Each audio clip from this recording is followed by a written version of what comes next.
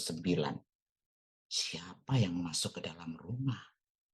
Nita hanya diam mendengarkan untayan kalimat yang keluar dari mulut Nita. Sejujurnya, hatinya sungguh sakit mendengarnya. Tapi Anda tidak boleh lemah. Lebih tepatnya tidak boleh menunjukkan kelemahannya di hadapan Nita. Sekuat mungkin, ia berusaha tegar dan memperlihatkan pada wanita di hadapannya itu kalau dirinya bukanlah wanita yang lemah. Nita, aku malu pada diriku sendiri. Aku juga malu kepadamu. Sebagai sesama wanita, seharusnya aku tidak melakukan kebodohan itu. Tapi karena nafsu, aku terpedaya dalam cinta yang sementara. Cinta yang tak semestinya. Maafkan aku, Anita. Aku sudah membuatmu terluka. Aku sungguh menyesal dengan apa yang sudah aku lakukan. Maafkan aku. Lirihnya sambil berurai air mata. Mita lalu membantu Mita berdiri. Kemudian ia berkata, "Sudahlah, lupakan masalah itu. Erlan juga sudah pergi. Aku sudah memaafkanmu." Anita tersenyum tipis pada Mita. Mita langsung memeluk Anita. "Terima kasih, Anita. Kau benar-benar wanita baik. Aku sungguh menyesal karena telah menyakitimu." Mendengar kalimat penyesalan Mita, Anita hanya diam. Tatapannya terlihat kosong. Mita lalu melepaskan pelukannya. Ia tersenyum tipis pada Anita, kemudian berkata, "Terima kasih banyak, Anita, karena kau mau memaafkanku." Anita hanya tersenyum sambil mengangguk pelan. "Ya sudah, aku pamit pulang. Sementara kita bisa bertemu lagi lain waktu," kata Mita. Anita lagi-lagi hanya tersenyum sambil mengangguk. Mita pun pergi dari hadapan Anita. Mita lalu menghampiri Reno yang sejak tadi berdiri melipat kedua tangan di dada, menyimak pembicaraan Mita dan Anita. "Reno, Bibi tahu kau sangat marah pada Bibi karena Bibi sudah menjadi penyebab kehancuran rumah tangga orang tuamu. Dan Bibi benar-benar menyesal dengan apa yang sudah Bibi lakukan. Bibi, pulanglah." Sebelum Mita selesai bicara, Reno langsung memotongnya, lalu pergi dari hadapan wanita itu, menghampiri Anita, seolah ia tidak ingin mendengar Mita bicara lebih banyak. Mita hanya bisa mematung dengan sikap dingin Reno, tapi ia bisa mengerti akan kemarahan Reno terhadapnya. Reno sangat menyayangi Anita, jadi tentu dia akan marah pada siapapun yang telah menyakiti ibunya. Mita menunduk, lalu pergi dari sana dengan perasaan bersalah yang menggunung. Memang benar, terkadang penyesalan tidak akan mengubah hati yang membenci. Reno perlahan duduk di sebelah Anita, yang duduk di sofa dengan tatapan kosongnya. Reno melangkul punggung Anita sambil bertanya dengan lembut, "Mama tidak apa-apa?" Anita memutar wajahnya menoleh pada Reno, lalu tersenyum tipis sambil mengangguk pelan. "Mama baik-baik saja," katanya berbohong. Karena yang ia rasakan justru sebaliknya. "Ya sudah, Mama mau ke kamar dulu," kata Anita, lalu menepuk tangan Reno yang merangkulnya sebelum ia bangkit dari tempat duduknya. "Oh iya, tolong kau ajak pulang Romi di rumah Bu Hanum," minta Anita. "Iya, nanti Reno ke rumah Bu Hanum," balas Reno. Anita tersenyum lalu pergi dari hadapan Reno untuk menenangkan hati dan pikirannya yang saat ini sedang bergelut dengan rasa sakit dan kecewa. Reno hanya menatap kepergian Anita dengan tatapan sendu. "Sorot mata itu tidak bisa berbohong, Ma," kata Reno. Ia lalu beranjak dari tempat duduknya dan pergi menjemput Romi di rumah Bu Hanum.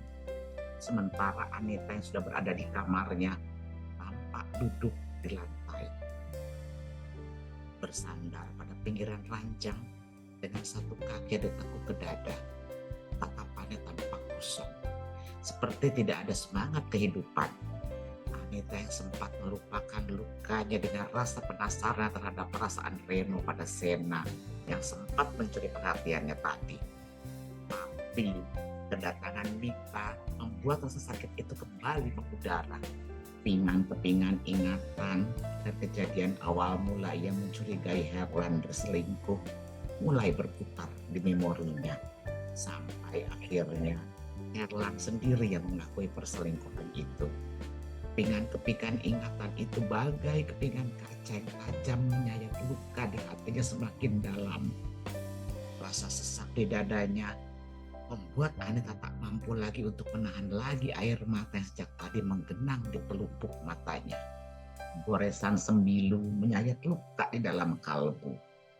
Hatinya yang rapuh membuatnya ingin mengeluh. Gemuruh itu menghancur sukma hingga berkeping bagai pecahan kaca. Entah bagaimana caranya ia bisa kembali bangkit dari semua rasa sakit. Nahoda yang ia percaya mampu membawanya berlayar ke pantai bahagia kini telah pergi bersama dengan kapal yang dihantam batu karang, meninggalkannya di dasar penderitaan. Tuhan, sanggupkah aku bertahan dalam goncangan jiwa yang luar biasa ini? Sanggupkah aku melawan lemah yang saat ini memeluk diriku? Mama, seru Romi yang langsung masuk ke kamar Anita dan menghampiri ibunya yang tengah menangis itu. Melihat kedatangan Romi, Anita langsung mengusap air matanya dan tersenyum pada putra kecilnya itu. Sementara Reno hanya berdiri di palang pintu menatap Anita dengan tatapan sendu. Aku tahu Mama sedang terluka dan aku juga tahu kalau Romi bisa menjadi penyemangat untuk Mama, batin Reno. Reno sengaja meminta Romi untuk menemani Anita. Mama, aku main mobil-mobilan sama Bilal. Dia dengan penuh antusias menceritakan apa yang ia lakukan bersama Bilal. Raut yang menggemaskan membuat Anita merasa mendapat jawaban dari pertanyaannya tadi. Bahwa ia bisa bertahan, bangkit, dan melawan kelemahan itu demi buah hatinya. Jika dirinya menyerah, siapa yang akan memeluk kedua putranya? Siapa yang akan memberikan kasih sayang kepada mereka jika bukan dirinya? Ia lalu memeluk Romi yang sedang berceloteh sambil berkata, Mama sayang Romi. Kemudian melepaskan pelukannya dan menciumi wajah menggemaskan laki-laki bermata bulat itu yang sangat mirip dengan Herlan. Romi hanya tersenyum pada ibunya itu, kemudian mengulurkan tangan mungilnya, mengusap sisa air mata di wajah Anita sambil berkata, Mama jangan nangis, seolah mengerti akan kesedihan ibunya. Sikap putra kecilnya itu membuat Anita terharu dan kembali memeluk Romi sambil berurai air mata. Melihat pemandangan yang mengharukan di depan matanya, Reno yang sejak tadi hanya memperhatikan pun masuk ke dalam, menghampiri ibu dan adiknya. Ia lalu duduk dan memeluk keduanya. Terima kasih Tuhan, Engkau telah memberikan anak-anak yang selalu mengerti keadaan dan perasaan ibunya. Maaf, karena aku sempat mengeluh, batin Anita. Tuhan, satu yang aku minta, tolong bantu aku untuk bisa membahagiakan wanita hebat ini, batin Reno seraya tersenyum. Sementara di tempat lain, Mita sudah sampai di rumahnya. Namun, ia dibuat sedikit panik saat pintu pagar tidak dikunci. Karena seingatnya, sebelum ia pergi, dirinya mengunci pintu pagar. Mita takut kalau ada orang jahat yang masuk ke rumahnya. Dengan tergesa-gesa, Mita turun dari mobil dan membawa langkahnya ke pintu masuk. Dan ia semakin panik karena pintunya pun tidak dikunci. Namun anehnya, tidak ada kerusakan seperti bekas jebolan. Semuanya terlihat baik-baik saja.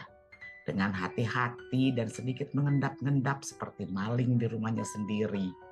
Ia takut kalau tiba-tiba orang jahat yang masuk ke rumahnya menyerang tiba-tiba. Mita lalu pergi ke dapur mengambil sebuah pisau.